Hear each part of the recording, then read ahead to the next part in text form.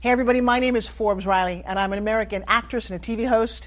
And I was delighted when I got my copy of Missing, which is Extraordinary Relation of Ordinary People based on a real life relationship. It's well written. It's amazing. You know, it talks about a man who has lost his wife and his daughter, and it's very well done. I'm going to highly recommend that you go get your copy of Missing. It is a powerful, exciting read. Mr. Mian Moshe Zia. He is the author of Missing. And I want to give a big shout out and a kiss all the way halfway around the world to my dear friend. Check him out at Mia's website. It's called www.miamoshenzea.com. Missing, available on Amazon. Again, I'm Forbes Riley, and I will see you again soon. Bye-bye.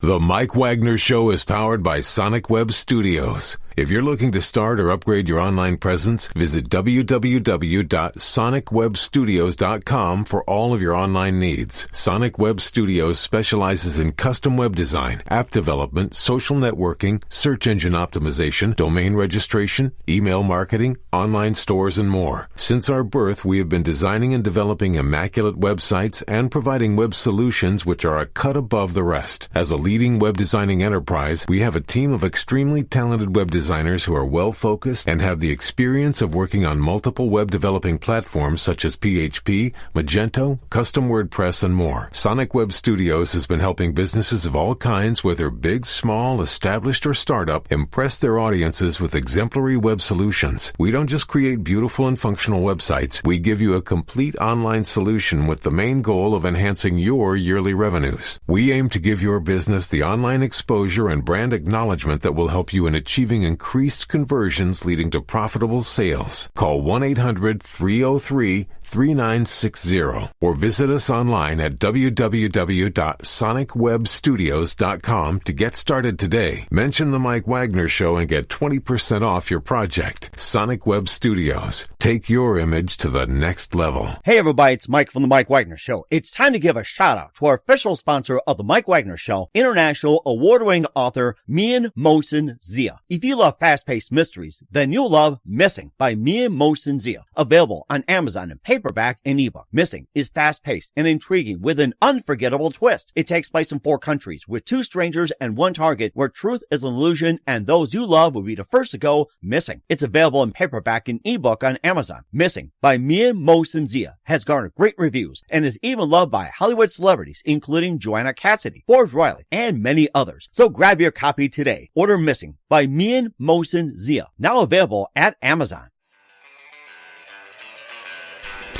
It's now time for the Mike Wagner Show, powered by Sonic Web Studios.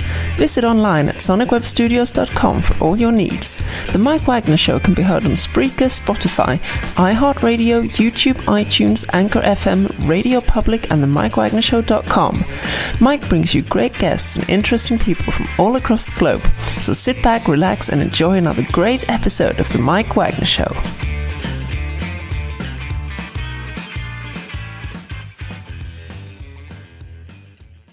Hey everybody, it's Mike from the Mike Wagner Show, powered by Sonic Web Studios. Visit online at sonicwebstudios.com for all your needs. Look at a professional website without breaking your budget. Sonic Web Studios is the answer. Sonic Web Studios offers fast, affordable custom web designs that blow the competition away.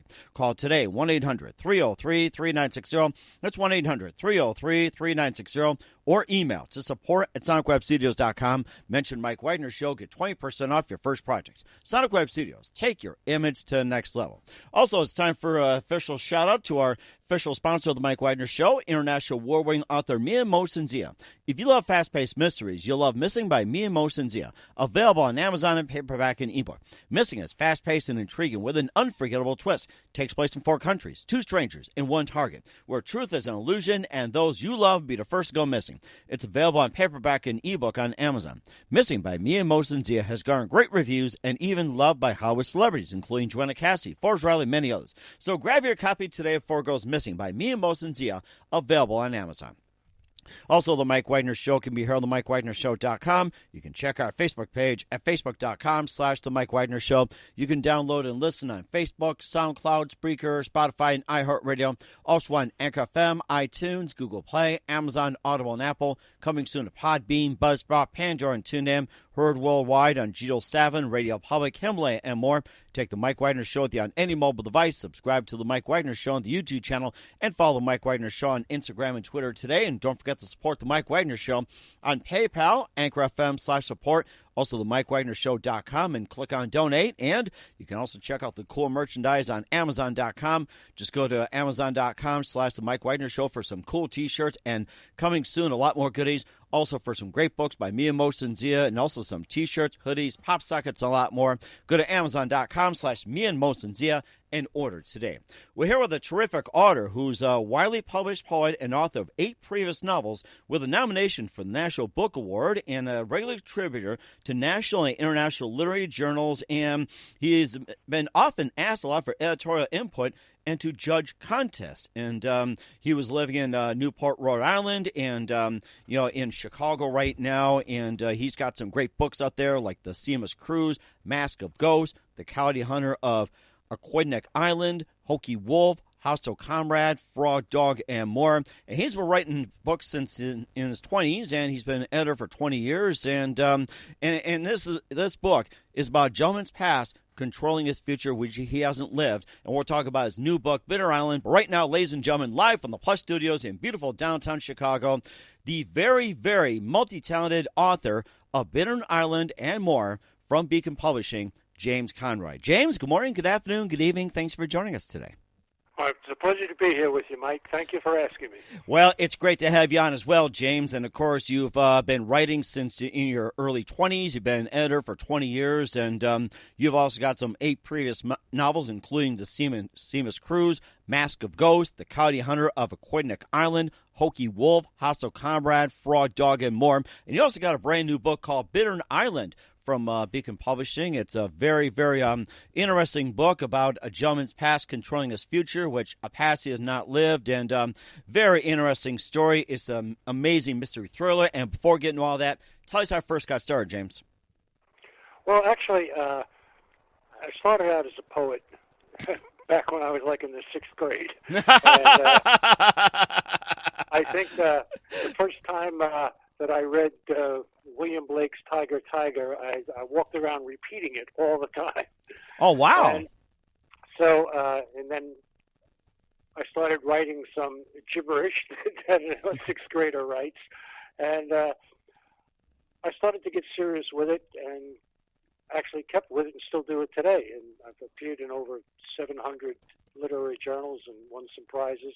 So I've always considered myself a poet first because I have an intense love of the written word and the spoken word and how it sounds and how we synthesize it to express ideas and emotions. So anyway, I was getting along in life and I decided I should write a couple of short stories and just try that. And I had some modest success. I published about 70 or so of those, and then everybody in the world was saying to me, James, it's time to write a novel. So, which, scared the heck out of me. I've been a reader all my life, but I figured I'd take a wing at it.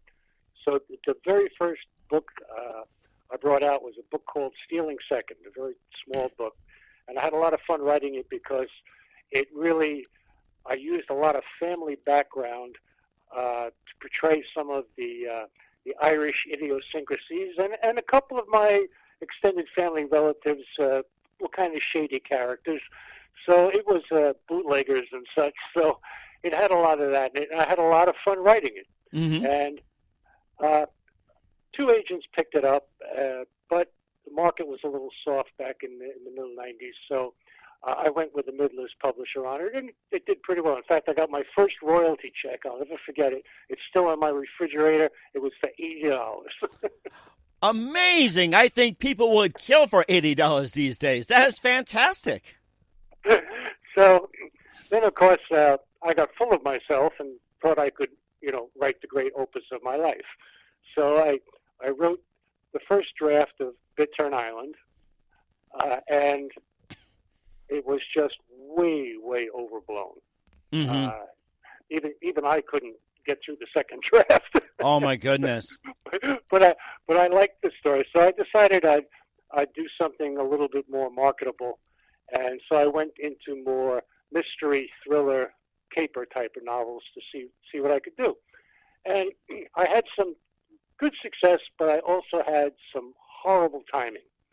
One of the first successful ones I wrote was called The Anarchist, Mm-hmm. and it was about a group of semi-retired terrorists from all the old terrorist organizations like Bittern Island and the Red Brigade, who get together to pull off one last massive anarchist protest.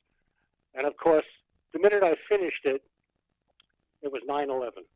Oh no! And every agent in the world said to me, "Are you out of your mind trying to push a book about old terrorists in the?" I said, "Well, hey, I finished it long before this, guys."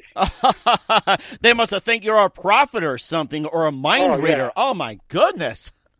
So I had to put it on the shelf for a little bit, and then a British company picked it up, and they did fairly well with it. A lot of it outside the United States. Then I did a historical book called Literally Dead, which featured some characters from the age of Ernest Hemingway and the start of the labor unions. That got some good reviews, and that really got me on the scoreboard for writing.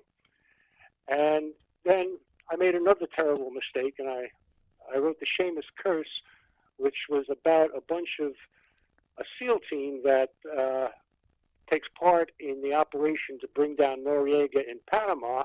And, of course, they discover that he's got a cache of gold, and they smuggle it back to Chicago to try to pass it off as Al Capone's gold. Oh my gosh! Well, of course, when I started to circulate that manuscript around, what happened? SEALs killed Osama bin Laden. Oh SEAL's no! the hero. Now here I am making them a little bit shady, and everybody else is saying these guys, naturally so, were these tremendous heroes. So that went back on the shelf for a while. Oh no! Then, go ahead. Then my agent said to me, "You know what? If you're really looking to make some money, why don't you try writing a romantic thriller?" So, Mike, I'm not the most romantic guy you could ever meet.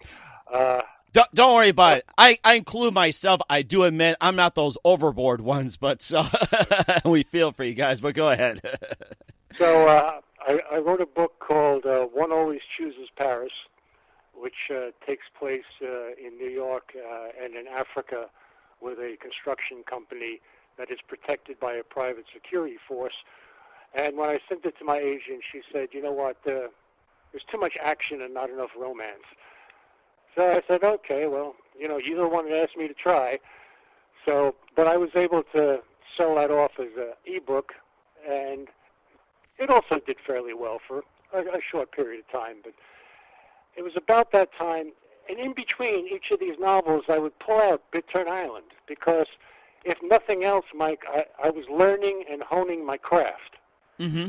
And everything that I wrote was getting better and better and better. At least that's what people were telling me. So I felt encouraged.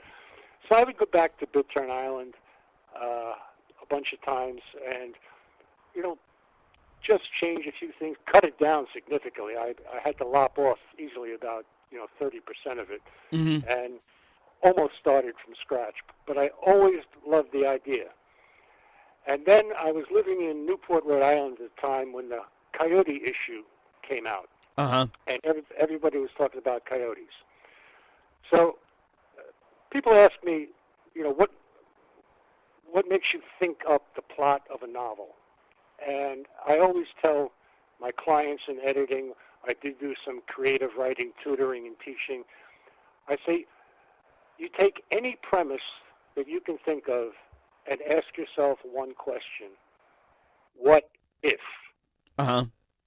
And then put any answer you want to that. So when I was living on Aquidneck Island in the town of Newport, there was a big controversy because they hired a professional hunter to come and thin out the coyotes that were roaming. Aquidneck Island has 3 towns on it: Portsmouth, Newport, and Middletown. Uh-huh. And this was, they were doing it at night. It was kept very hush-hush. But, of course, it blew up in the media, and, the animal rights people came out, the conservationists came out, and there was, every town hall meeting was about it. So I was sitting there and saying, this is going to make a good story. And my wife said, there's a lot of press out there, maybe you can do something with it. So I asked myself the question, what if? Mm-hmm. And I said, okay, so we got a coyote hunter. What if the coyote hunter was a woman? Huh. What if the coyote hunter was a woman and a Native American Indian? Hmm. What if the coyote hunter was a woman, a Native American Indian, and a former ranger in the U.S. Army? Huh. And then that became my character. So Cody Red Moon was her name. And then I needed another protagonist for her to interact with. So I kind of fashioned it a little bit on myself, a upper middle-aged guy with a kind of a sedentary life who is actually an editor. And because he has an isolated piece of land in Middletown, the sheriff asks if the coyote hunter, this Cody Redmond, can park her trailer on his property because they don't want her staying in any of the motels or hotels because the news people are beating the bushes to find out who the coyote hunter is. Mm-hmm. So the story goes on from there, and the male protagonist, Micah, has a debilitating disease, and Cody bonds with him and starts to explain to him some of the philosophy of the Native Americans, specifically Pocasset Indian, which is prominent in that area, what their philosophy is about life, about sickness, about death, about family. And in a way, she's actually preparing him for the inevitable, while at the same time, in juxtaposition, she's going out every night and killing coyotes. Mm-hmm.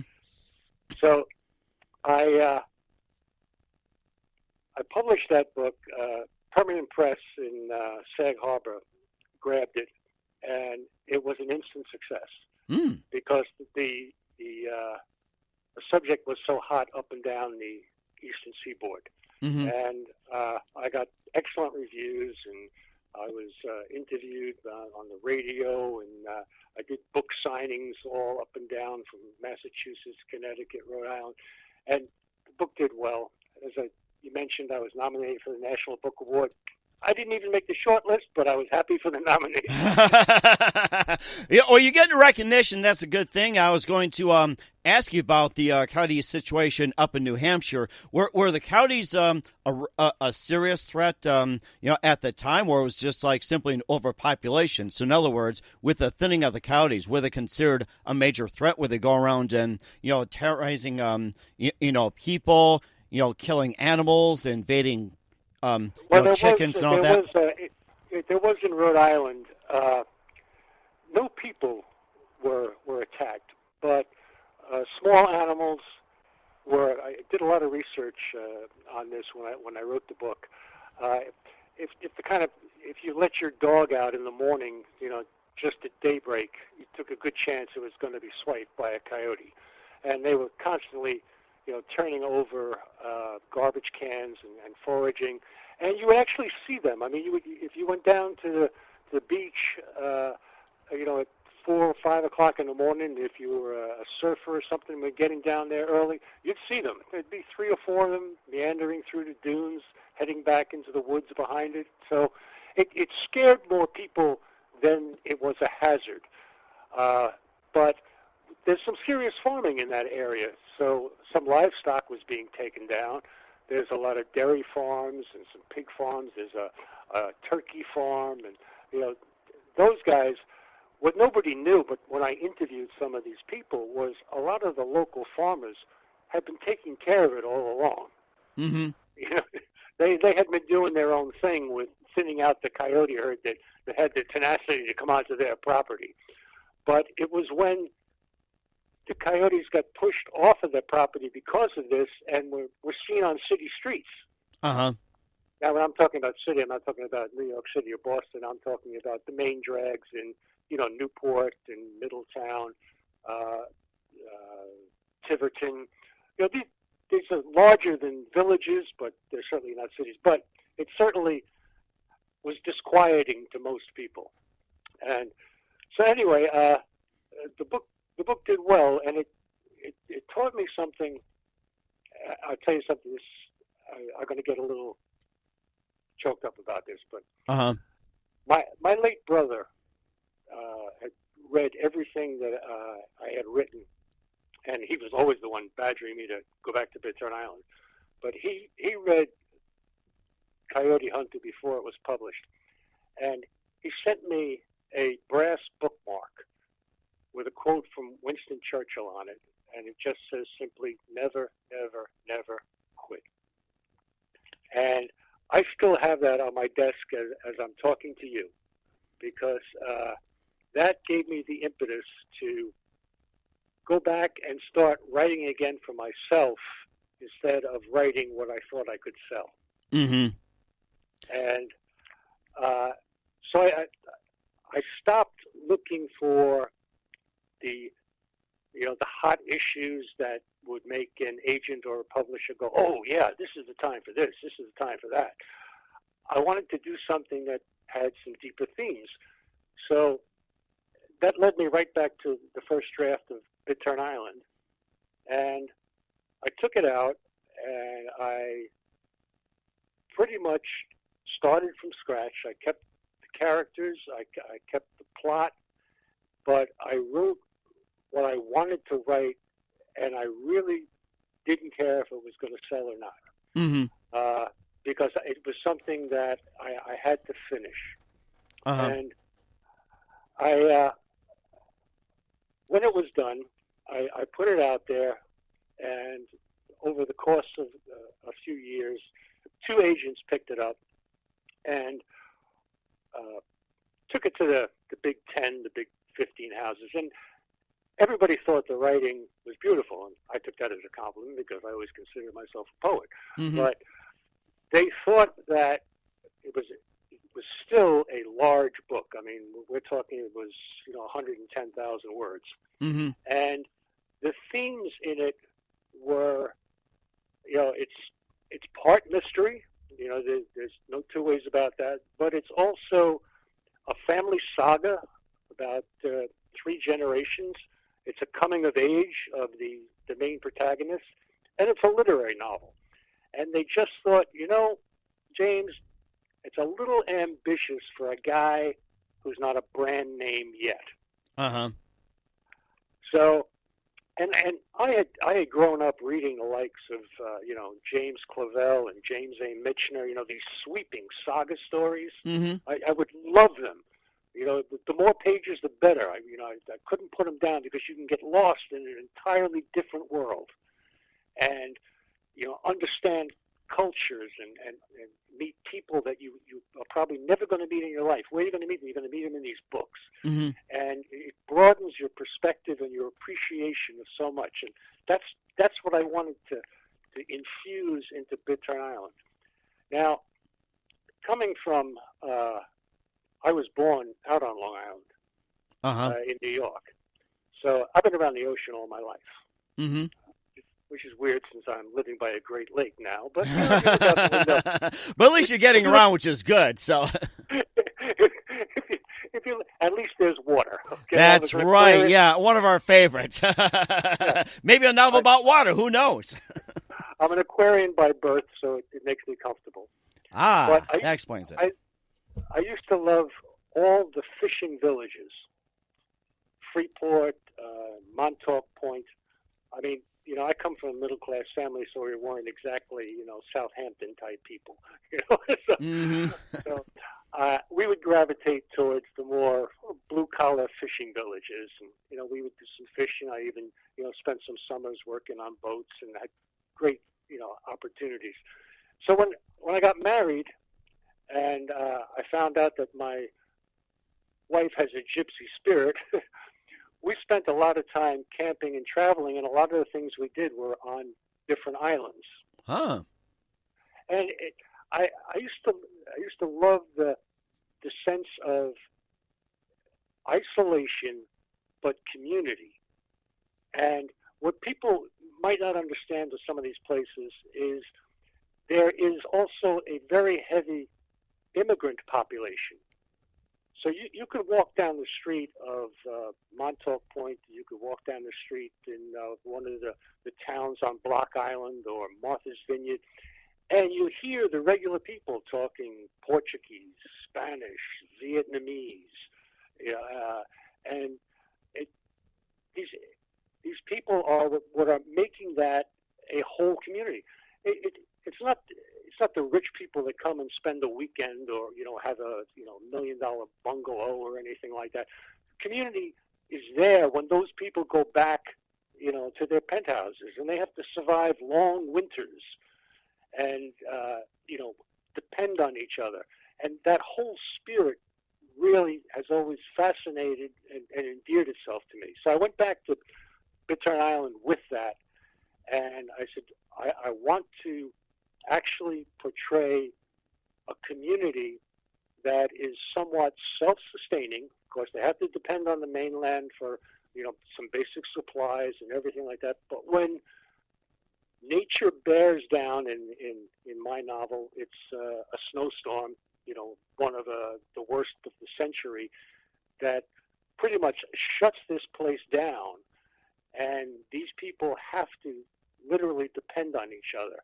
And the protagonist of the novel, Carl Hoffman, he owns a rental store, and he rents out tools and machinery and things like that. So he becomes like this prime focus because he's helping all these people out. They lost power. He's got generators. They need snow blowers. He's got snow blowers. So he starts to have a big impact on the community around him. But he's a guy who's kind of reticent about, being in the spotlight. Uh-huh. This is where the question comes in, what if? What if? I got to the story and said, what if Carl has a background that he's not comfortable with? Mm-hmm. So I thought about that, and besides those writers that I mentioned to you, Covell and Mitch, I'm a big fan of Alan First, who does a lot of stuff pre-World War II and during World War II in Paris with the underground and simple people's lives that were affected by the coming occupation by the Nazis and how they lived under occupation. And he has a beautiful style for capturing, a mood, a place, and a character with very, very sparse prose. Mm-hmm. And so I practiced that and I tried to get the island of Bittern Island to be exactly the way I wanted it to be, but without pages and pages of description. So the initial reviews that I'm getting is that I captured the island perfectly. I'm glad to hear that. But anyway, so to get back to Carl, I devised a plot where his parents are actually Russian defectors. Mm. His father was an intelligence officer in the Russian army, and his mother was a prima ballerina. Oh, okay. But so she's offered asylum in the West, and the father, Kurt, who's been maligned through some political machination within the Communist Party, he wants to get out too. So they escape. However, during the escape, the mother, ballerina, her name is Galina, she's severely wounded. Ooh. And will never dance again. Uh-huh. So as far as the American intelligence services are concerned, they've got this woman that they're not going to star at Lincoln Center as a Soviet defector, and she's got a husband who's kind of washed up in the intelligence business, so what are they going to do with them? they come up with the answer.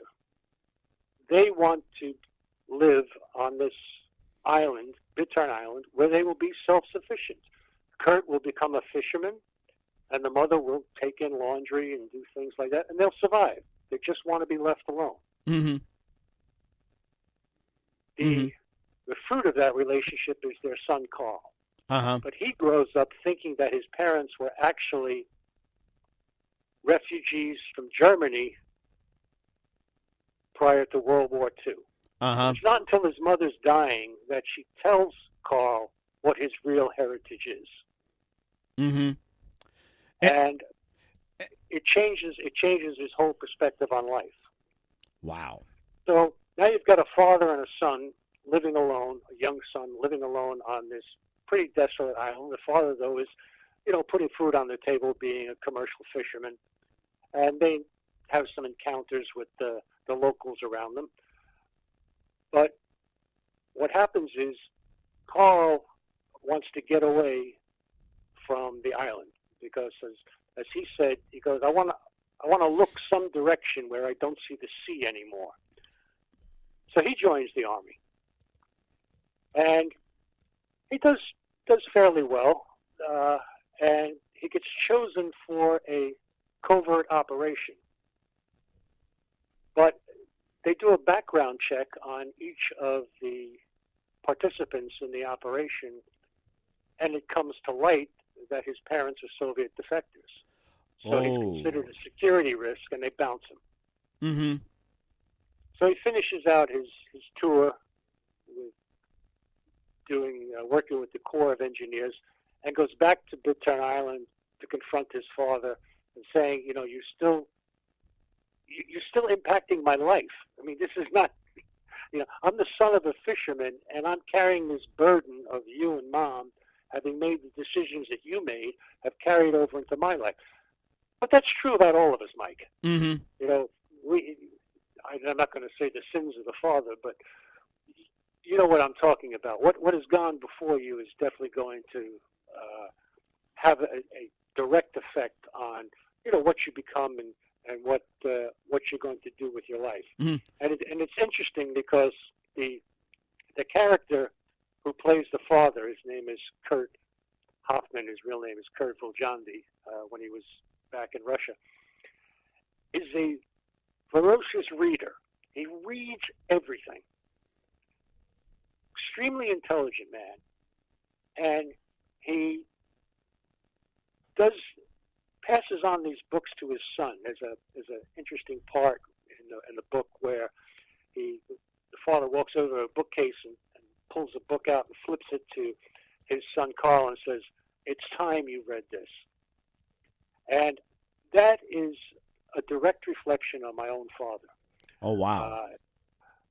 My father, of course, we're going back to pre-Depression and Depression. He had a sixth grade education before he had to go out and, earn a living for the family. Mm-hmm. And he delivered ice. He was a stable boy for the New York City Police Department. But he read and read and read. And talk about a self-educated man. By the time he died, and he was well into his 90s, he was a vice president of General Foods. General Foods? Oh, my goodness. I did not know that. Yeah, the coffee division, Maxwell House. Ah, and one of my favorites. I'm having some right now. He was an expert on Shakespeare, Dickens, Dostoevsky, Anthony Trollope, and Abraham Lincoln. Wow. So much to the point that about 10 years prior to his death, he donated his entire library to a local college, and they were very glad to have it. The thing is, I wish I had that library now. Oh, my gosh, that's so amazing. And a bit more about Bittern Island and some of your influences and more. We'll talk about more about Bittern Island in just a minute. But first, listen to The Mike Wagner Show at themikewagnershow.com, powered by Sonic Web Studios. Visit online at sonicwebstudios.com for all your needs. Look at a professional website without breaking your budget. Sonic Web Studios is the answer. Sonic Web Studios offers fast, affordable, custom web designs that blow the competition away. Call today, 1-800-303-3960. It's 1-800-303-3960 or email to support@sonicwebstudios.com. Mention the Mike Wagner Show. Get 20% off your first project. Sonic Web Studios. Take your image to the next level. Also, time to give a shout-out to our official sponsor of the Mike Wagner Show, international award-winning author Mia Mosin-Zia. If you love fast-paced mysteries, then you'll love Missing by Mia Mosin-Zia. Available on Amazon in paperback and ebook. Missing is fast-paced and intriguing with an unforgettable twist. Takes place in 4 countries, 2 strangers, and 1 target, where truth is an illusion and those you love be the first to go missing. It's available on paperback and ebook on Amazon. Missing by Mia Mosin-Zia has garnered great reviews and even loved and endorsed by Hollywood celebrities, including Joanna Cassie, Forbes Riley, and many others. So grab your copy today of 4 Goes Missing by Mia Mosin-Zia, available on Amazon. Also, the Mike Wagner Show can be heard on the MikeWagnerShow.com. You can check our Facebook page at Facebook.com/The Mike Wagner Show. You can download and listen on Facebook, SoundCloud, Spreaker, Spotify, and iHeartRadio. Also on Anchor FM, iTunes, Google Play, Amazon, Audible, and Apple. Coming soon to Podbean, Buzzsprout, Pandora, and TuneIn. Heard worldwide on Geo 7, Radio Public, Himalaya, and more. Take the Mike Wagner Show with you on any mobile device. Subscribe to the Mike Wagner Show on the YouTube channel. And follow the Mike Wagner Show on Instagram and Twitter today. And also, make sure you support the Mike Wagner Show through PayPal.com. Also, the MikeWagnerShow.com/donate. And also Anchor FM/support. Also, check out the cool merchandise on Amazon.com. Check out the Mike Wagner Show merchandise and Mia Mosin-Zia for great books, pop sockets, hoodies, T-shirts, and a lot more. So make sure you go to Amazon.com today. We're here with author James Conroy from Beacon Publishing with his book Bittern Island. And we also has books called The Shamus Cruise, The Mask of Ghosts, Coyote Hunter of Aquidneck Island, Hokey Wolf, Hostile Comrade, Fraud Dog, and more. And getting back to Bittern Island as well, too. And how'd you first come up with the idea of writing about Bittern Island? So how this first came about? Well, as I said, it was my experiences in fishing villages, and I wanted to talk about the close-knit of community and also what can rock a community and test people's integrity, compassion, honesty, because where we left off before, the book has this major snowstorm in it, but when the snow melts in an abandoned fish processing plant, they find a dead body. Mm-hmm. And so they have to bring in, there's a local constable, but he's pretty much just a figurehead around the island. He doesn't even give out parking tickets. Well, I don't want a parking ticket from that guy. He wouldn't know how to write one anyway. So, so they bring in the state police, and they right away realize that there's someone who has been a recluse on the island who they believe is a major smuggler. Uh-huh. That he's using the island and the convenience of its many moorings and piers to run some of his goods through the island. Mm-hmm. So, but the guy himself, his name is Don Ostros. The guy himself has ingratiated himself with all the islanders. Uh-huh. He's invested in their businesses. He's helped them out of jams. He's, made sure that, if they needed certain licenses for their fishing vessels. He's been doing favors to ingratiate himself with the locals, and he has. Now, these state investigators come in and say, well, no, we want the real scoop on this guy. And they're very, very, everybody's a little skittish about it. So the lead state police investigator, Colonel Devon, he centers on Carl, the protagonist in the book, and figures there's going to be some way to squeeze this guy to give us what we need to put Ostros away. And it turns out they're right, because the murder victim had been to Carl's store. And Carl has evidence of who he is. And Ostros, trusting Carl as a friend, hides some evidence in one of Carl's storage sheds. And Carl knows it's there. He just doesn't tell the police. Uh-huh. So they start to put some pressure on him bureaucratically. Does he have the right licenses to run his business? The EPA comes and checks that he's securing his diesel oil, okay, and testing his water supply. And then they fan out to some of Carl's closest associates. He has an illegal immigrant, Rolando Tabar, as a partner in his business. They find out when they find out he's illegal, they threaten to deport him. And everything they're doing is just trying to put pressure on somebody on the island to break. Mm-hmm. Now, Carl decides, and this comes from the intenseness of living in isolation and having to see the same people every day in the same circumstances. Carl realizes for himself the only way that he's going to mollify this situation is have a personal confrontation with Ostros. Basically saying, we all know what you're up to.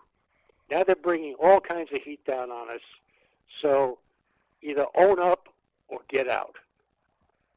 So you know that a mortal confrontation is inevitable. Uh-huh. Of course, that's the climax of the book. There is a subplot through the whole story of Carl's relationship. He meets and marries a young woman while he's working as a carpenter in New York, Judith Valente, who turns out to be quite a great painter. And she also has a past somewhat like Carl's, although her parents were not defectors. There's a history of mental illness in her family, and she has a brother who's a ward of the state, and she feels so terrible about it that she and Carl just want anonymity. So her paintings are selling all over the country, but nobody knows who she is. She's just a name. Uh-huh. Anyway, so when the final denouement comes down in the novel, the one thing that Ostros wants is Carl has a trove of some of Judith's best paintings that they never sold. Oh, wow. And Ostros wants his hands on them before the crap hits the fan. Oh, I see. That adds to how the book finally plays out.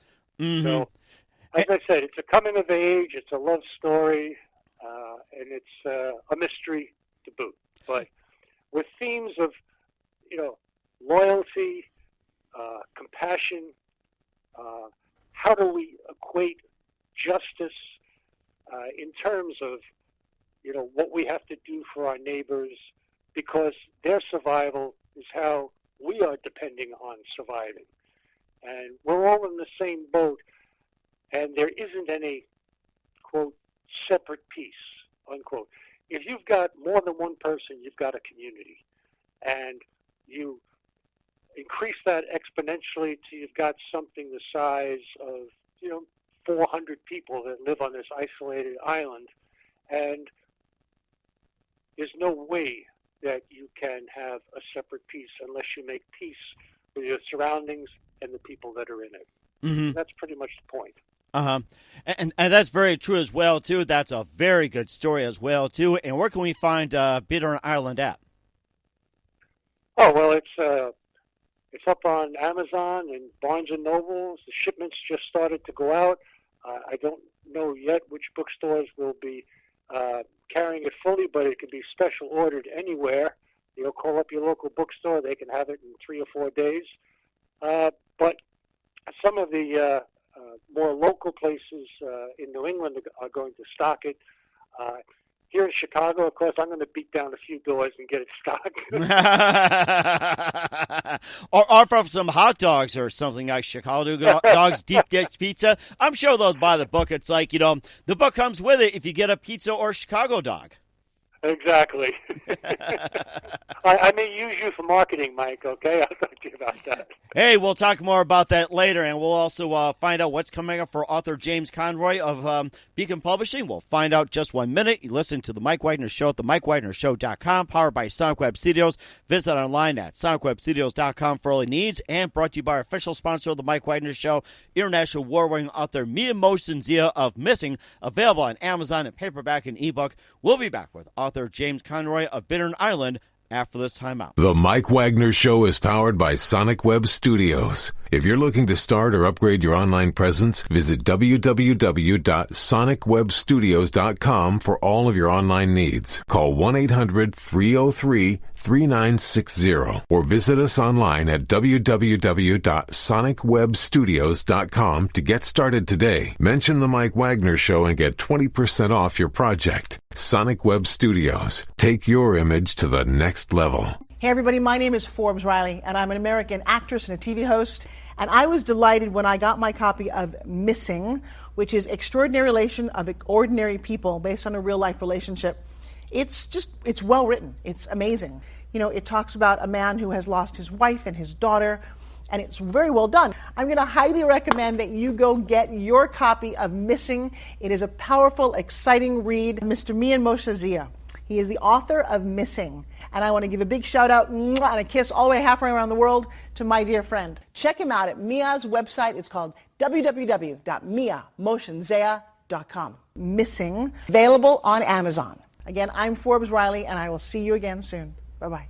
Hey everybody, it's Mike from The Mike Wagner Show. The Mike Wagner Show can be heard on over 30 podcast platforms, including Facebook, SoundCloud, Spreaker, Spotify, iHeartRadio, Anchor FM, iTunes, Google Play, Amazon, Audible, Apple, and more. Coming soon to Podbean, Buzzsprout, Pandora, and TuneIn, where The Mike Wagner Show interviews great guests, cool conversation, lots of laughs, coffee, and more. Take The Mike Wagner Show on any mobile device, subscribe to The Mike Wagner Show on the YouTube channel, and follow The Mike Wagner Show on Instagram and Twitter today. Hey, this is Ray Powers. And if there's one thing you can count on in these unpredictable times, it's that you're in good hands getting some great radio, courtesy of The Mike Wagner Show.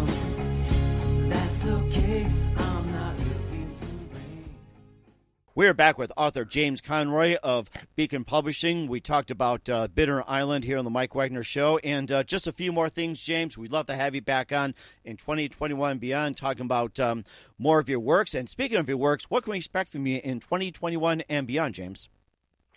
Well, I've got two things in the works right now. My wife is a social worker, and her specialty is working with older adults, senior citizens that are having problems. Either they're being exploited or abused, or they're not being cared for. So I'm working on it. I know that's depressing, but it's very, very real. So I'm working on a story about that. And I've got another island-type mystery also in the pipeline. And, I work on it every day. So I'm hoping that I can come back to Beacon. They have been terrific. I worked very closely with Bobby Collins there, and their editing, the cover design was all of theirs. They did a great job, so I'm just shooting to get back with them with another book. That sounds amazing. We're looking forward to have you on again soon as well. And who do you consider biggest influence in career, James? Biggest influence in my career? Yes, or it can be in general, however you want it. Well, as I said, the writers that I mentioned, and again, my father was a tremendous influence, and as I said, my older brother, who was really, my father was a working guy, and not home a lot, so my brother was like a second father to me, and all of them encouraged me to write. They said, look, if that's what you want to do, you still got to make a living somewhere else. Exactly, just like many people, yes. So I've had my share of jobs. I was a distribution executive for 20 years before I went writing full-time. So, but I think really it's been, if you're sincere with people and they, feel that, they encourage you. Because I told people, look, when I started out, I'm afraid to do this.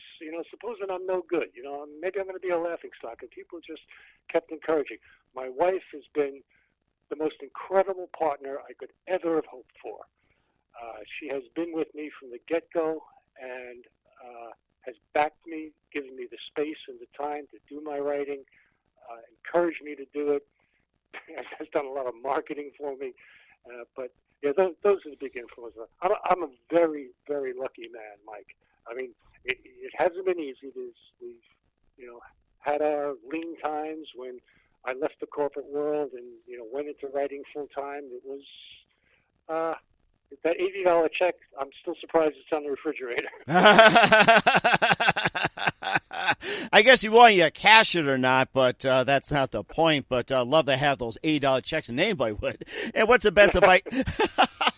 And what's the best advice you can give to anybody at this point? Just what I told you. If there's something that you want, first you got to practice, and then never, never, never quit. I remember that quote very well, and I remember Winston Churchill in a commercial said, never, never, never give in. Never, never, never give in. Never, never, never give in. And it just rings true to this day. Yeah, it does. It's, when you're passionate about something, sometimes you become afraid of it. You think it's too big for you. I could never do this because look at all these great writers or great artists or great actors. Do I have what it takes? Well, you don't know unless you give it all you got. Mm-hmm. And that's a very good point as well. Once again, author James Conroy from Beacon Publishing with Bittern Island here on the Mike Wagner Show. James, a very big thank you for your time. You've been absolutely amazing. Looking forward to having you again soon. Do us a favor, keep us up to date. Love you back on in the future. And once again, tell us about your upcoming projects. What's your website? How do people contact you? Where can people purchase or check out your books? I appreciate it, Mike. Thank you so much. And once again, tell us about your website. Where can people contact you, and where can they purchase your books at, including Bittern Island? As I said, you can get it online from all the major sites, and I would have to update you later as to what stores are carrying it. I know even the Walmart website has it up there now. So, but the book just came out a week ago, so with the shipping details, I'm not really sure where it's going just yet. I'll update you when I know. Sounds good. Just keep us up to date, James. A very big thank you for your time. You've been absolutely fantastic. Looking forward to having you again soon. Just keep us up to date. And don't forget to keep in touch. You've been absolutely terrific. Thank you so much, Mike. Hey, everybody. My name is Forbes Riley, and I'm an American actress and a TV host. And I was delighted when I got my copy of Missing, which is Extraordinary Relation of Ordinary People based on a real-life relationship. It's well written. It's amazing. It talks about a man who has lost his wife and his daughter, and it's very well done. I'm going to highly recommend that you go get your copy of Missing. It is a powerful, exciting read. Mr. Mian Moshe Zia. He is the author of Missing. And I want to give a big shout out and a kiss all the way halfway around the world to my dear friend. Check him out at Mia's website. It's called www.miamoshenzea.com. Missing, available on Amazon. Again, I'm Forbes Riley, and I will see you again soon. Bye-bye.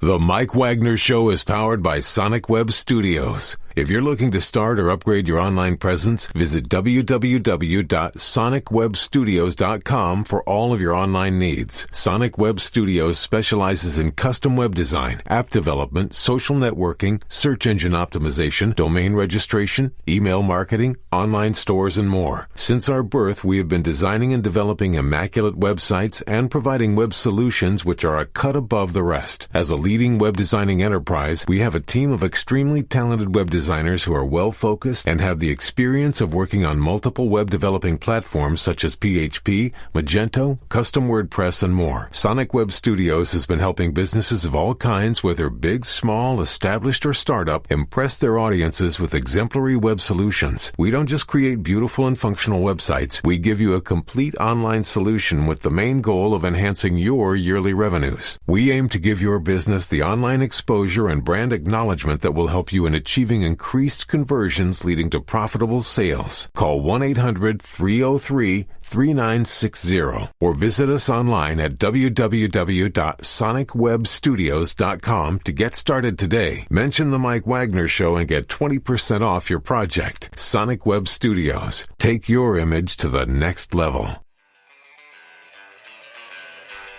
Thanks for listening to the Mike Wagner Show, powered by Sonic Web Studios. Visit online at sonicwebstudios.com for all your needs. The Mike Wagner Show can be heard on Spreaker, Spotify, iHeartRadio, iTunes, YouTube, Anchor FM, Radio Public, and themikewagnershow.com. Please support our program with your donations at themikewagnershow.com. Join us again next time for another great episode of The Mike Wagner Show.